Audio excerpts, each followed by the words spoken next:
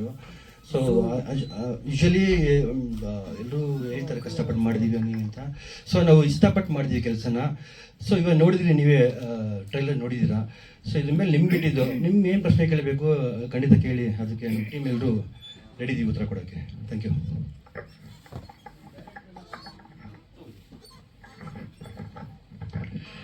So ಇವತ್ತು ಬಂದಿರೋಂಥ ಎಲ್ರಿಗೂ ನಮಸ್ಕಾರ. ನಿಮ್ಮ ಇಷ್ಟು ಪ್ರೀತಿ ತುಂಬ ಖುಷಿಯಾಗುತ್ತೆ, ಏನು ಹೇಳ್ಬೇಕಂತ ಗೊತ್ತಾಗಲ್ಲ. ಸೊ ಥಿಯೇಟ್ರಲ್ಲೂ ಸಿನಿಮಾ ನೋಡೋದ್ರ ಮುಖಾಂತರ ಈ ಪ್ರೀತಿನ ಹಿಂಗೆ ಮುಂದುವರಿಸಿ. ಸಿನಿಮಾ 13ಕ್ಕೆ ರಿಲೀಸ್ ಆಗ್ತಿದೆ. ಸಿನಿಮಾ ಬಂದು ಒಂದು ಬೇರೆ ಥರನೇ ಮಜಾ ಕೊಡುತ್ತೆ. 100% ಅದು ನಾನು ಪ್ರಾಮಿಸ್ ಮಾಡ್ಬೋದು. ಯಾಕಂದರೆ ಸರ್ ಅಷ್ಟು ಬ್ಯೂಟಿಫುಲ್ಲಾಗಿ ಕಾಣಿಸ್ತಾರೆ ಪ್ರತಿ ಫ್ರೇಮಲ್ಲೂ. ಸೊ ಅದೇ ಮುಂದೆ ನೀವೆಲ್ಲ ನೋಡಿ ಆಶೀರ್ವಾದ ಮಾಡಿದ್ರೆ ಖಂಡಿತ ಇದೊಂದು ಒಳ್ಳೆ ಸಿನಿಮಾ ಆಗುತ್ತೆ.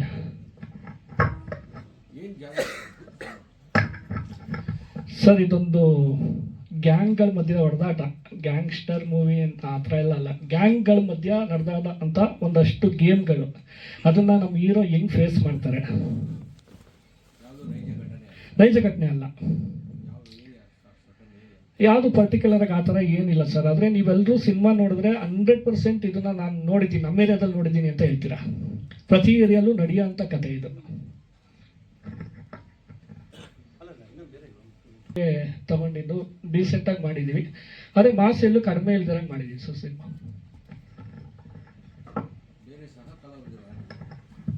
ಸರ್ ಅಂದರೆ ಸಹ ಕಲಾವಿದರನ್ನಕ್ಕಿಂತ ಕತೆ ಏನು ಡಿಮ್ಯಾಂಡ್ ಮಾಡ್ತೋ ಆ ಥರ ಕಲಾವಿದ್ರನ್ನ ಹುಡುಕ್ತಾ ಹೋದ್ವಿ. ಡ್ರಾಮಾದ ಒಂದಷ್ಟು ಕಲಾವಿದರುಗಳು ಸಿಗ್ತಾ ಹೋದ್ರು. ಸೊ ನಾವು ಹೊಸಬ್ರು ಇಟ್ಕೊಂಡು ಸಿನಿಮಾ ಮಾಡೋಣ ಅನ್ನೋದು. ಸರ್ ಏನಂದರೆ ನನಗೊಂದು ಥಾಟ್ ಇತ್ತು. ನಾನು ತುಂಬ ಸ್ಟ್ರಗ್ಲಿಂಗ್ ಮಾಡ್ಕೊಂಡು ಬಂದ್ರಿಂದ ಸೊ ಎಲ್ಲರಿಗೂ ಹೊಸೊಬ್ಬರಿಗೆ ಅವಕಾಶ ಕೊಡಬೇಕು ಅನ್ನೋದೊಂದು. ಬಟ್ ನಾವ್ಯಾರೋ ಅವಕಾಶ ಕೊಡೋಕ್ಕಲ್ಲ, ಭಗವಂತ ಇದೆ ಅವ್ನು ಕೊಡೋದು. ಸೊ ಅದು ನಮ್ಮ ಮುಖಾಂತರ ಮಾಡ್ತಿದ್ದೇನೆ ಅಷ್ಟೇ, ಅದು ಖುಷಿ ಇದೆ ನನಗೆ. ಸೊ ಇದರಲ್ಲಿ ರೌಡಿಸಮ್ ಅಂತ ಒಂದೇ ಅಲ್ಲ, ಓವರ್ ಆಲ್ ಎಂಟರ್ಟೈನ್ಮೆಂಟ್ ಎಲ್ಲರಿಗೂ ತುಂಬ ಚೆನ್ನಾಗಿ ಸಿಗುತ್ತೆ. ಯಾಕಂದರೆ ಫ್ಯಾಮಿಲಿ ಎಂಟರ್ಟೈನ್ಮೆಂಟ್ ಇದೆ, ತಂದೆ ಮಗಳು ಪ್ರೀತಿ ಇದೆ, ಮತ್ತು ತಾಯಿ ಸೆಂಟಿಮೆಂಟ್ ಇದೆ, ಲವ್ ಇದೆ. ಬರೀ ಅಂಡರ್ವರ್ಡ್ ಅಂತ ಅಂದರೆ ರೌಡಿಸಮೇ ಅಂತ ಏನಿಲ್ಲ, ಎಲ್ಲ ಎಲಿಮೆಂಟ್ಸ್ ಇದೆ ಸಿನಿಮಾದಲ್ಲಿ. ಒಬ್ಬ ಆಡಿಯನ್ನು ಬ್ಲ್ಯಾಂಕಾಗಿ ಬಂದು ಸಿನಿಮಾ ನೋಡಿದ್ರೆ ಡೆಫಿನೆಟಾಗಿ ತುಂಬ ಇಷ್ಟಪಟ್ಟೆ ಪಡ್ತಾರೆ ಸರ್ ಸಿನಿಮಾನ.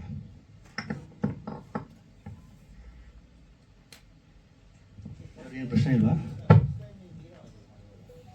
ಇದು ಫಸ್ಟ್ ಟೈಮ್ ಸೋಲೋ ಹೀರೋಗಿ ಮಾಡಿರೋದು. ಮುಂಚೆ ಎಲ್ಲ 3 ಜನ 4 ಜನ ಏನೋ ಮಲ್ಟಿ ಕಾಸ್ಟಿಂಗ್ ಮಾಡಿದ್ದೆ. ಬಟ್ ಈಗ ನನ್ನದೇ ಪ್ರೊಡಕ್ಷನಲ್ಲಿ ನಾನೇ ಸೋಲೋ ಹೀರೋಗಿ ಬರ್ತಿದ್ದೀನಿ. ಯಾಕಂದರೆ ನಾನು after lot of struggling I just felt ನಾವೇನೋ ಮಾಡಬೇಕಂತ ಅನಿಸ್ತು. ಯಾಕಂದರೆ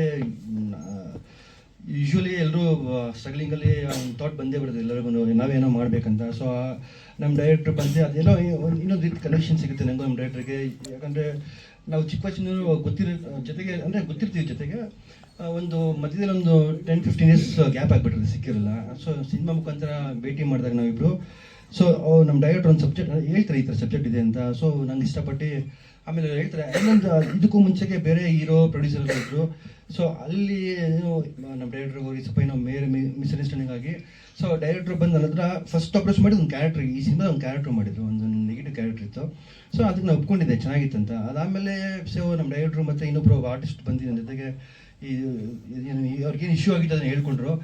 ಸೊ ಅವಾಗ ನಮ್ಮ ಡೈರೆಕ್ಟರ್ನ ಕೇಳಿದ್ರು, ಸರ್ ನೀವೇನೋ ಮಾಡ್ಬೋದು ಅಂದಾಗ ನನಗೆ ಓಕೆ, ನಾನು ಇಷ್ಟ ಆಯ್ತು ನನಗೆ. ಆ್ಯಕ್ಚುಲಿ ಸಬ್ಜೆಕ್ಟ್ ಚೆನ್ನಾಗಿ ಮಾಡ್ಕೊಂಡಿದ್ರು.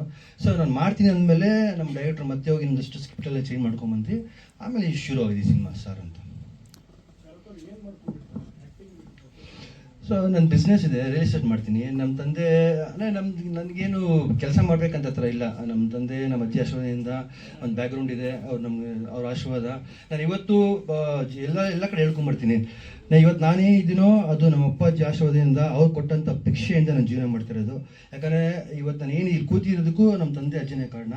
ಸೊ ನಂಗೆ ಅವ್ರಿಗೆ ಯಾವಾಗಲೂ ನನಗೆ ಅದು ಹೇಳ್ತಾರಲ್ಲ ಏನೋ ಋಣ, ಪ್ರೀತಿ, ವಿಶ್ವಾಸ ಎಲ್ಲ ತುಂಬ ನಂಗೆ ಕೊಟ್ಟಿದ್ದಾರೆ. ಸೊ ನಾನು ಅದನ್ನು ಯಾವತ್ತೂ ಮರೆಯೋಕ್ಕಾಗಲ್ಲ. ಇವತ್ತು ಅವರಿಂದ ನನ್ನ ಜೀವನ ನಡೀತಿದೆ ಎಲ್ಲ ಥರ ರೀತಿಲೂ. ಸೊ ನಂಗೆ ಫಸ್ಟು ಆಶೀರ್ವಾದ ಅವರು, ಆಮೇಲೆ ಮತ್ತೆ ದೇವರ ಆಶೀರ್ವಾದ ನಾನು ಕೇಳಕ್ಕೆ ಇಷ್ಟಪಡ್ತೀನಿ ಎಲ್ಲರೂ. ಬಟ್ ಅದ್ರ ಜೊತೆ ಒಂದಷ್ಟು ಸಿನಿಮಾಗಳು ಆಕ್ಟ್ ಮಾಡಿದ್ದಾರೆ, ಒಂದು 20-25 ಸಿನಿಮಾ ಮಾಡಿದ್ದಾರೆ. ಅದೇ ಅಂದರೆ ಅದು ಸ್ಟ್ರಗಲ್ಗೆಲ್ಲೇ ಅದೆಲ್ಲ ಆ್ಯಕ್ಟ್ ಮಾಡ್ಕೊಂಡು ಬರ್ತಾ.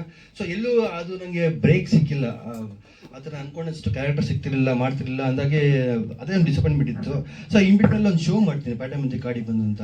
ಆ ಶೋ ನಾನು ವಿನ್ನರ್ ಆಗಿ ಬರ್ತೀನಿ. ಆ್ಯಕ್ಚುಲಿ ನಾನು ಹೋಗಿದ್ದು ಶೋ ವಿನ್ನರ್ ಆಗಬೇಕು ಅದೆಲ್ಲ ಕನ್ಸರ್ ಇರಲಿಲ್ಲ. ಒಂದು ಮಂತ್ ಸರ್ವೇ ಆಗಿ ಬರಬೇಕಂದಿತ್ತು. ಸೊ ಅಲ್ಲಿ ಇದ್ದಿದ್ದ ಚಾಲೆಂಜಸ್ ಎಲ್ಲ ನೋಡಿ ಇನ್ನೂ ಸ್ವಲ್ಪ ನನಗೆ ನಾನು ಸ್ವಲ್ಪ ಚಾಲೆಂಜ್ ನಾನು ಯಾವಾಗಲೂ ಚಾಲೆಂಜ್ ಎಲ್ಲ ಫೇಸ್ ಮಾಡೋಕ್ಕೆ ಇಷ್ಟಪಡ್ತೀನಿ ತುಂಬ. ಹಾಗಾಗಿ ಸೊ ಅದು ನನಗೆ ಚಾಲೆಂಜ್ ಫೇಸ್ ಮಾಡಿಕೊಂಡು ಶೋ ವಿನ್ನರ್ ಆಗಿ ಬಂದೆ. ಸೊ ಅದೊಂದು ಖುಷಿ ಇದೆ. ಅದಾದಮೇಲೆ ಮತ್ತೆ ಸೇಮ್ ಆಗಿದೆ ಸ್ಟ್ರಗ್ಲಿಂಗು. ನಾನು ಶೋ ಗೆದ್ಕೊಂಡ್ಬಂದೆ ಅಂದ ತಕ್ಷಣ ನಂಗೆ ಇಲ್ಲಿ ಅವರು ಬಂದು ಆಫರ್ ಮಾಡಿಲ್ಲ. ಸೊ ನಾನೇ ಸರಿ ಏನೋ ಮಾಡೋದಂತ ಒಂದು ತಲೆ ಇತ್ತು ನನಗೆ, ಏನೋ ಮಾಡಬೇಕಂತ. ಸೊ ಅದೆಲ್ಲ ಟೈಮ್ ಬಂದಾಗ ಈ ಕನೆಕ್ಷನ್ ಆದಾಗ ನಮ್ಮ ಡೈರೆಕ್ಟರ್ಗೆಲ್ಲ ಇದೊಂದು ಸಬ್ಜೆಕ್ಟ್ ಆಯಿತು ಸ್ಟಾರ್ ಅಂತ. ಮಿಕ್ಕಿದೆಲ್ಲ ನೀವು ಬ್ಲೆಸ್ಸಿಂಗ್ ಕೊಡಬೇಕು. ಮತ್ತು ಎಂಟೈರ್ ನಮ್ಮ ಕನ್ನಡ ಜನತೆ ಒಂದು ಸರ್ತಿ ಬಂದು ಸಿನಿಮಾ ನೋಡಿ ಖಂಡಿತ ನೀವು ಇಷ್ಟಪಡ್ತಾರೆ. ಯಾಕಂದರೆ ಎಲ್ಲ ಎಲಿಮೆಂಟ್ಸ್ ಇದೆ ಸಿನಿಮಾದಲ್ಲಿ. ಇಂಥದ್ದೇ ಬರೀ ಅಂಡರ್ವರ್ಡು ಮಚ್ಚು ಆ ಥರ ಏನೂ ಇಲ್ಲ. ನೀವು ಬಂದು ಸಿನಿಮಾ ಬ್ಲ್ಯಾಂಕಾಗಿ ಬಂದು ಒಂದು ನೀವು ಸಿನಿಮಾ ಕೂತ್ಕೊಂಡು ನೋಡಿ, ಡೆಫಿನೆಟಾಗಿ ಸಿನಿಮಾ ಇಷ್ಟಪಡ್ತಾರೆ ನೀವು. ಸರ್ ಆ್ಯಕ್ಷನ್ನು ಯಾರನ್ನೂ ಕಂಪೋಸ್ ಮಾಡಿಸಿಲ್ಲ. ನಮ್ಮ ಡೈರೆಕ್ಟ್ರು ಮತ್ತು ನಾವೇ ನಮ್ಮ ಟೀಮ್ ಸೇರ್ಕೊಂಡು ಮಾಡಿದ್ದೀವಿ. ಯಾಕಂದರೆ ನಮ್ಮ ಸಿನಿಮಾಲಿ ಜಾಸ್ತಿ ಆ್ಯಕ್ಷನ್ ಇದೆ ಸರ್. ಅಂಡರ್ವರ್ಡ್ ಅಂದ ತಕ್ಷಣ ಎಲ್ಲರೂ ಹೇಳ್ತಾರೆ ಆ್ಯಕ್ಷನ್ ಇರುತ್ತೆ ಅಂತಲ್ಲ, ಬಟ್ ಒಂದು ಅಷ್ಟು ಎಲಿಮೆಂಟ್ಸ್ ಇದೆ, ಆ್ಯಕ್ಷನ್ ಎಲಿಮೆಂಟ್ಸ್ ಇದೆ, ಇಲ್ಲ ಅಂತಲ್ಲ. ಆದರೆ ಫೈಟ್ಸ್ ಎಲ್ಲ ಇಲ್ಲ, ಅದು ಫುಲ್ ಬಿಲ್ಡಪ್ಸ್ ಫೈಟ್ಸ್ ಅದರೆಲ್ಲ ಬರೀ ನ್ಯಾಚುರಲ್ ಫೈಟ್ಸ್ ಮಾಡಿದ್ವಿ. ಈಗ ಯಾರೋ ಒಬ್ರು ಫೈಟ್ ಮಾಡಿದ್ರೆ ಡೈರೆಕ್ಟಾಗಿ ಹೆಂಗೆ ಜಗಳ ಮಾಡ್ತಾರೋ ಅದೇ ಥರ ಫೈಟ್ ಮಾಡಿದ್ದೀವಿ. ಒಂದಷ್ಟು ಮಚ್ಚಲೆಲ್ಲ ಪ್ಲೇ ಮಾಡಿದ್ದೀವಿ, ಆಟ ಆಡಿದ್ದೀವಿ ಅದನ್ನೆಲ್ಲ ಹತ್ರ.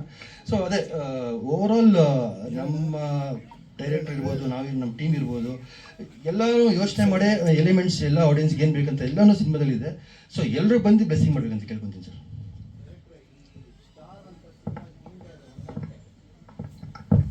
ಅಂದರೆ ಸ್ಟಾರ್ ಅಂತ ಇವಾಗ ನಾವು ಎಲ್ಲರೂ ಕರೆಯೋದ್ರಿಂದ ಸರ್ವಿ ಕರೀತಾ ಇದ್ದಾರೆ ಅಷ್ಟೇ. ಇದು ಸಿನಿಮಾ ನೋಡಿದಾಗ ಬೇರೆನೇ ಇರುತ್ತೆ. ಈ ಮುಂದಿನ ವಾರನೇ ರಿಲೀಸ್ ಆಗೋದ್ರಿಂದ ಅದೊಂದು ಸಿಂಬಲ್ ಹಾಕಿದ್ದೀವಿ. ಆದರೆ ಸಿನಿಮಾದಲ್ಲಿ ನಾಯಕನ ಹೆಸರಾಗಿರುತ್ತೆ ಅದು. ಅಂದರೆ ಸ್ಟಾರ್ ಅಂತ ಅಲ್ಲ, ನಕ್ಷತ್ರ ಅಂತ. ಅಂದರೆ ಸಿನಿಮಾದಲ್ಲಿ ಹೆಂಗೆ ಅವ್ನಿಗೆ ಹೆಸರು ಬರುತ್ತೆ ನಕ್ಷತ್ರ ಅಂತ, ಅದಕ್ಕೊಂದು ಸೀನ್ ಇದೆ. ಸೊ ಅದೇ ಅದು ಹೆಸರು ಯಾಕೆ ಬರುತ್ತೆ, ಅದು ತುಂಬ ಸ್ಟ್ರಾಂಗ್ ಒಂದು ಕಥೆ ಒಳಗಡೆ ಲಿಂಕ್ ಇದೆ, ಬರುತ್ತೆ.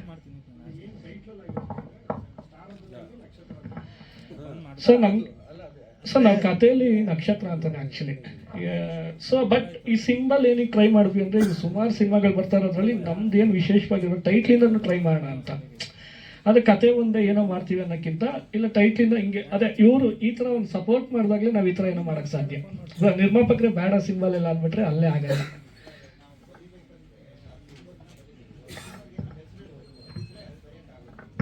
ಸರ್ ಅದೇ ನಿಮಗಿಷ್ಟ, ನಿಮ್ಗೆ ಹಿಂಗೆ ಇಷ್ಟ ಬರುತ್ತೆ ಹಂಗೆ ಬರಿಬೋದು ಸರ್. ನೀವು ನಕ್ಷತ್ರ ಅಂತ ಇರ್ಬೋದು, ಸ್ಟಾರ್ ಅಂತ ಇರ್ಬೋದು, ಇಲ್ಲ ನೀವು ಸಿಂಬಲೇ ಹಾಕ್ಬೋದು ಸರ್. ಅದೆಲ್ಲ ನಿಮಗೆ ಬಿಟ್ಟಿದೆ, ಯಾಕಂದ್ರೆ ನಿಮ್ಮ ಯೋಚನೆ ತಕ್ಕಂತೆ ಅದನ್ನ ಬಿಟ್ಬಿಟ್ಟಿದ್ದೀವಿ ಸಿಂಬಲ್ ಹಾಕಿ.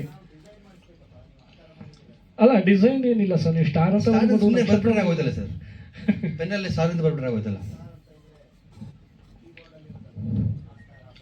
ಹಾಕ್ಬೋದು, 100% ಹಾಕ್ಬೋದು ಸರ್. ಎಲ್ಲ ರಿಲೇಟೆಡ್, ಅದೂ ಸ್ಟಾರ್ ಥರನೇ ಕಾಣಿಸುತ್ತೆ, ತೊಂದರೆ ಇಲ್ಲ. ಈಗ ನಮ್ಮ ಸ್ನೇಹಿತರು ಕೇಳಿದಾಗೆ ಸ್ಟಾರ್ ಅಂತ ಯೂಟ್ಯೂಬಲ್ಲಿ ಸರ್ಚ್ ಮಾಡಬೇಕು ಅಂದರೆ ಯಾವ ಥರ ಸರ್ಚ್ ಮಾಡಬೇಕು? ಸ್ಟಾರ್ ಅಷ್ಟೇ, STR ಅಂತಲೇ ಕೇಳಿದ್ರೆ STR ಅಂತ ಹಾಕಿದ್ರೆ ಬಂದ್ಬಿಡುತ್ತೆ. ಯಾಕಂದರೆ ಎಲ್ಲ ಪ್ಲಾಟ್ಫಾರ್ಮಲ್ಲೂ ನಾವು ಅದನ್ನು, ಯಾಕಂದರೆ ಜನಕ್ಕೆ ಈಸಿಯಾಗಿ ಕ್ಯಾಚ್ ಎಲ್ಲ ಸರ್ಚ್ ಮಾಡಿದಾಗ ಈಸಿಯಾಗಿ ಕ್ಯಾಚ್ ಆಗಬೇಕಂತ ಸ್ಟಾರ್ ಅಂತ ಟೈಪ್ ಮಾಡಿದ್ರೆ ಬಂದ್ಬಿಡುತ್ತೆ. ಅಲ್ಲ ಬಹುತೇಕ ಇದು ನಮಗೆ ಲೋಕಲ್ ಬೆಂಗಳೂರು ಏರಿಯಾಗಳೇ ಬೇಕಾಗಿತ್ತು. ಸೊ ಹಂಗಾಗಿ ಬೆಂಗಳೂರಲ್ಲೇ ಎಲ್ಲ ಶೂಟ್ ಆಗಿದೆ.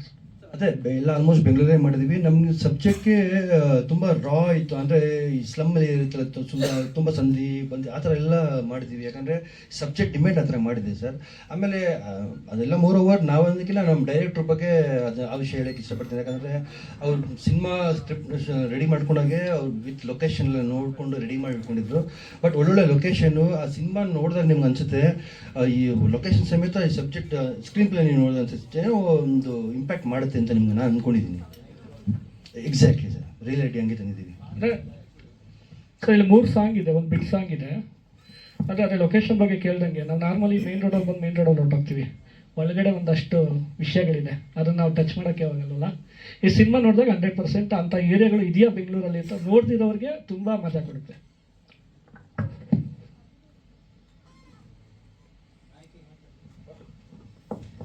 ಎಲ್ರಿಗೂ ನಮಸ್ಕಾರ. ನನ್ನ ಹೆಸರು ರಜತಾ ರಕ್ಷಾ ಅಂತ. ನಾಯಕ ನಟಿಯಾಗಿ ನಾನು ನಟಿಸ್ತಿರುವಂತಹ ಮೊದಲನೇ ಚಿತ್ರ ಇದು. ಈ ಚಿತ್ರದಲ್ಲಿ ಅದೇ ಓವರಾಲ್ ಸಿನಿಮಾ ಬಗ್ಗೆ ಹೇಳೋದಾದರೆ ಫುಲ್ ಖದರ್ ಆಗಿ ಮಚ್ಚು ಲಾಂಗು ಈ ಥರ ಅಂತ ಅನಿಸುತ್ತೆ. ಬಟ್ ನಮ್ಮ ಸಿನಿಮಾದಲ್ಲಿ ಪ್ರೀತಿ ಇದೆ, ಎಮೋಷನ್ಸ್ ಇದೆ, ಅಪ್ಪ ಮಗಳ ಬಾಂಡಿಂಗ್ ಇದೆ. ಒಂದೇನನ್ಸುತ್ತೆ ಅಂತ ಅಂದರೆ ಫೈಟು ಈ ಥರ ಏನೋ ಇದೆ ಅಂತ ಥಿಯೇಟ್ರ್ ಒಳಗಡೆ ಬಂದರೆ ಥಿಯೇಟ್ರಿಂದ ಹೊರಗೆ ಹೋಗುವಾಗ ಎಮೋಷ್ನಲ್ ಆಗಿ ಹೋಗ್ತಾರೆ. ಸೊ ಆ ಥರ ಒಂದು ಎಮೋಷ್ನಲ್ ಕನೆಕ್ಷನ್ಸ್ನ ನಾವು ಈ ಮೂವಿನಲ್ಲಿ ನಾವು ನೋಡ್ಬೋದು. ಈ ಸಿನಿಮಾದಲ್ಲಿ ನನ್ನ ಪಾತ್ರ ಕಂಪ್ಲೀಟ್ ಸಿನಿಮಾ ಎಲ್ರದ್ದು ಒಂಥರ ಆದರೆ ನಾನು ಬಂದಮೇಲೆ ಅದು ಇನ್ನೊಂಥರ ಆಗುತ್ತೆ. ಟ್ವಿಸ್ಟ್ ಅಂತಲೇ ಹೇಳ್ಬೋದು. ನಾನು ಬಂದಮೇಲೆ ಹೊಸ ಹೊಸ ಟ್ವಿಸ್ಟ್ಗಳನ್ನ ನೀವು ಎಕ್ಸ್ಪೆಕ್ಟ್ ಮಾಡ್ಬೋದು. Through out the cinema curiosity, ಕುತೂಹಲನ ಕ್ಯಾರಿ ಮಾಡುತ್ತೆ. ನಿಮಗೆಲ್ಲೂ ಬೋರ್ ಆಗಲ್ಲ. ಆ್ಯಂಡ್ ಸಾಂಗ್ಸ್ ಅಷ್ಟೇ, ಲವ್ ಸಾಂಗ್ ಇದೆ, 3 ಸಾಂಗ್ ಇದೆ, 1 ಬಿಟ್ ಸಾಂಗ್ ಇದೆ.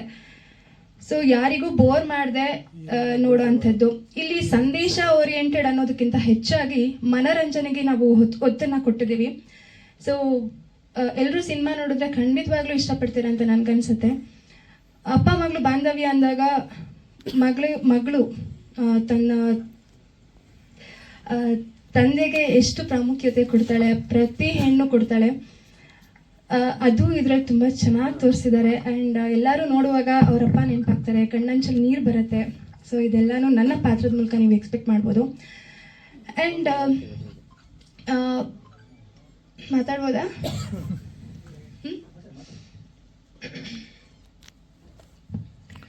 ಯೂಶಲಿ ಏನಾಗ್ಬಿಡುತ್ತೆ ಅಂದರೆ ಈ ರೌಡಿಸಮ್ ಮೂವಿಗಳಲ್ಲೆಲ್ಲ ರೌಡಿ ಅಥವಾ ಹೀರೋ ಹುಡುಗ ಅಂದಾಗ ಅವನ ಸ್ಟ್ರೆಂತ್ ಬಂದ್ಬಿಟ್ಟು ವೆಪನ್ ಆಗಿರುತ್ತೆ. ಆದರೆ ಅವನ ವೀಕ್ನೆಸ್ ಅವನ ಪ್ರೀತಿ ಮಾಡೋ ಹುಡುಗಿ ಆಗಿರ್ತಾಳೆ.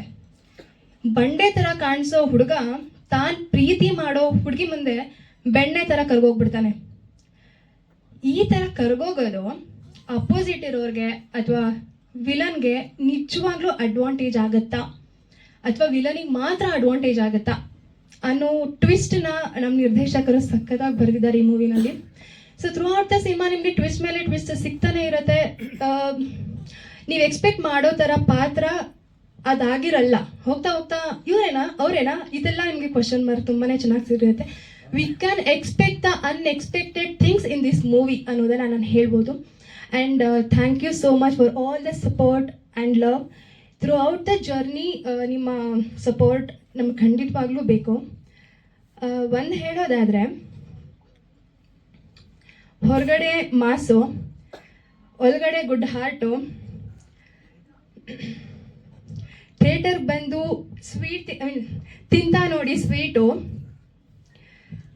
ಪಕ್ಕಾ ಮಿಸ್ ಆಗಲ್ಲ.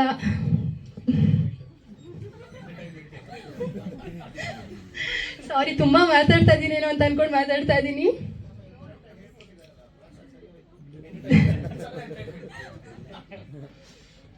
ಪಕ್ಕ ಮಿಸ್ ಆಗಲ್ಲ. ಎಂಟರ್ಟೈನ್ಮೆಂಟ್, ಆಡಿಯನ್ಸ್ ನೀವೇ ನಮ್ಮ ಹಾರ್ಟ್ ಬೀಟು. ಸೊ ಆ್ಯಕ್ಚುಲಿ ಅದು ಫ್ಲೋನಲ್ಲಿ ನಿಮ್ಮನ್ನೆಲ್ಲ ನೋಡಿ ನನಗೆ ನರ್ವಸ್ ಆಗ್ತಾ ಇದೆ. ಸೊ ದಯವಿಟ್ಟು ಕ್ಷಮೆ ಇರಲಿ, ನಾನು ಅದನ್ನು ಹೇಳಬೇಕು. ಬಿಕಾಸ್ ನನಗೆ ಲೊಕೇಶನ್ ಸಿಕ್ಕಾಪಟ್ಟೆ ಕಾಡಿಸ್ಬಿಡ್ತು. ಇದೇ ರೋಡಲ್ಲಿ ನಾನು 3 ರೌಂಡ್ ಹಾಕಿದ್ದೀನಿ. ಕಾಲ್ ಮಾಡ್ತಾ ಇದ್ದೆ, ಯಾರಿಗೂ ಕನೆಕ್ಟ್ ಆಗಲಿಲ್ಲ. ಮೀಡಿಯಾದವ್ರಿಗೆ, ಇಲ್ಲಿರೋ ಪ್ರತಿಯೊಬ್ಬರಿಗೂ ನನ್ನ ಮೇಲೆ ಕ್ಷಮೆ ಇರಲಿ. ದಯವಿಟ್ಟು ಯಾರು ಕೋಪ ಮಾಡ್ಕೋಬೇಡಿ ಅಂತ ಹೇಳೋದಕ್ಕೆ ಇಷ್ಟಪಡ್ತೀನಿ. ಆ್ಯಂಡ್ ಸಿನಿಮಾ ನೋಡಿ. Thank you.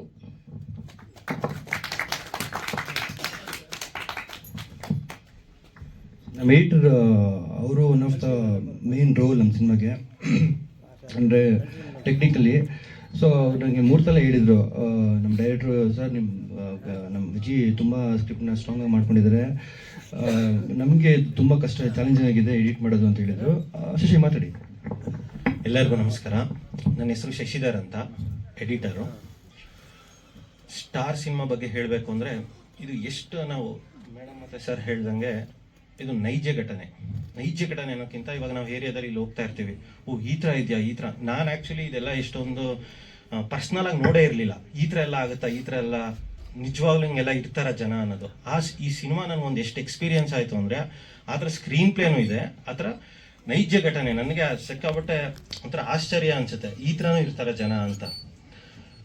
ಅಷ್ಟು ರಿಯಲಿಸ್ಟಿಕ್ ಆಗಿದೆ ಆ್ಯಕ್ಚುಲಿ. ಆದರೆ ಇದು ಟ್ರೂ, ಇದು ನಡೆಯುತ್ತೆ. ಹಿಂಗೆ ನಮ್ಮ ಬ್ಯಾಂಗ್ಳೂರಲ್ಲಿ ಈ ಥರ ಏರಿಯಾದಲ್ಲಿ ಈ ಥರ ಎಲ್ಲ ಇದೆಯಾ ಅನ್ನೋದು ಒಂದು ಕುತೂಹಲ. ಬಟ್ ಇದು ಸಿನಿಮಾ ನೋಡೋದ್ಮೇಲೆ ನಾನು ಎಡಿಟ್ ಮಾಡಬೇಕಾದ್ರೆ ನಂಗೆ ಅನಿಸ್ತಾ ಇತ್ತು, ತುಂಬ ಚೆನ್ನಾಗಾಗಿದೆ ಈ ಥರ ಎಲ್ಲ ಇದ್ರೆ ಅಂತ. ವಿಜಯ್ ಸರು ಮತ್ತು ಶರತ್ ಸರು ಈ ಸಿನಿಮಾದ ತುಂಬ ಬ್ಯಾಕ್ ಬೋನ್ ಅಂತ ಹೇಳ್ತೀನಿ. ಬಿಕಾಸ್ ಸ್ಕ್ರೀನ್ ಪ್ಲೇ ಆಗಲಿ, ಪ್ರತಿಯೊಂದು ಕೂಡ ಎಡಿಟಿಂಗ್ ಟೇಬಲಲ್ಲಿ ತುಂಬ ಕೆಲಸ ಆಗಿದೆ ಇದ್ರ ಬಗ್ಗೆ. ಯಾಕಂದರೆ ಆಗ್ತಾನೆ ಇರುತ್ತೆ ಕನ್ಫ್ಯೂಷನ್ಸ್, ಇದು ಬೇಕಾ ಅದು ಬೇಕಾ ಇಲ್ಲ ಹಿಂಗೆ ಹೋಗೋಣವಾ ಅಂತ. ಅದೇ ಥರ ಇಬ್ಬರು ನಿಂತ್ಕೊಂಡು 2 pillars ಅಂತಾರಲ್ಲ ಆ ಥರ ನಿಂತ್ಕೊಂಡು ಈ ಸಿನಿಮಾನ ಮುಂದೆ ತೊಗೊಂಡೋಗಿದ್ದಾರೆ. Please bless us. ತುಂಬ ಎಂಟರ್ಟೈನ್ಮೆಂಟ್ ಆಗಿದೆ, ಮಜಾ ಮಾಡ್ತೀರಾ ಸಿನಿಮಾನ. Thank you so much.